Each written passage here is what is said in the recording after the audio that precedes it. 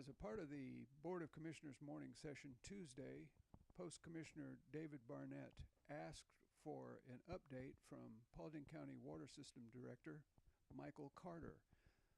The update from Carter was not included on the agenda. As you know, last year we was awarded $29.1 million through the Governor's Water Supply Program. And this past August, we were awarded another 21.6, and both of those were low-interest loans. On September 18th, we received a letter from GIFA that allowed us to go back and request state direct investment funding, which is also a facet of the Governor's Water Supply Program, although the terms of this SDI, the state direct investment funding, has changed, and it doesn't require repayment. Me and Mr. Jones met with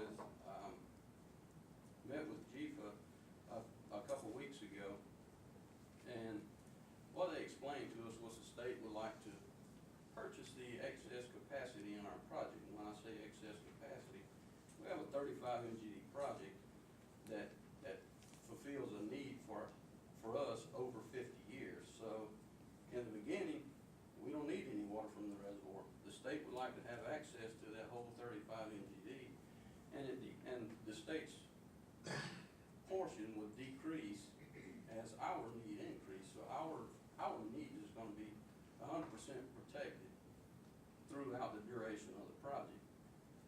The request, or let me see, the state would like to use that capacity for additional water supply to the region, offset water needs to Lake Allatoona, further drought proofing the region, help with flow in the river for endangered species protection. Overall, they just want to make the project more regional, have a more regional benefit. Requests for the SDI funding were due on the 10th, and we submitted a request for $32.9 million. That funds the balance of the 86.4 that we've got the project estimated at right now. GIFA has told us that they will award this funding on November 6th, so next month. On the permitting side of the project, we're still working with the Corps to complete the 404 permitting. The Corps has asked us to go back and model the impacts from our reservoir to the majority of the Alabama-Tallapoosa Basin, which flows.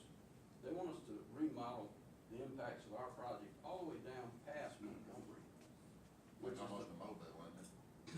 Well, it's just past Montgomery. It's the first federal project on the Coosa or Alabama River point past our project. It has to go through, I think it's 5 or 6 Alabama power lakes prior to it getting there. Bottom line is there's going to be no impacts of our project to this basin. But nonetheless, they've asked us to do that. They've also asked us to go back and relook at our population projection and needs for the project based on the latest projections from the Office of Planning and Budget, the 2012 release. We'll be completed with the modeling the first week in November, and we'll have the revised population projections done later in November, and everything will be back in the Corps' hands in early December. The other agencies, Fish and Wildlife, has already issued their biological opinion of the project. We're good to go with it. They say we have an impact to 3,200 darters. This is what the endangered species impacts is to our project. EPD has already drafted the water withdrawal permit for the project, but they are waiting on the hydrologic model of the ACT basin to be done prior to issuing or releasing those drafts. We also have a meeting scheduled for November 15th with the commander of the Savannah District of the U.S. Army Corps of Engineers. In addition to that, the EPD director will be present at that meeting, and the purpose of that is to urge the Corps to go ahead and make a decision on the project and issue our permit once this modeling and revised populations have been provided to them early December. So in words, we're waiting on the Corps. That's the big thing. Absolutely. On side, geotechnical work at the dam has been completed. We're evaluating the options on dam construction. It's not perfect conditions out there. I'll be the first one to say that. Engineers tell us it is a doable site. It will be an earthen dam, require about 1.5 million cubic yards of fill to build this dam. Dam is about 120 feet tall at the tallest point, and the crest of the dam is about 2,600 feet long. Surveying work for the raw water pipeline is nearing completion. Sizing of that line is estimated to be a 48-inch diameter.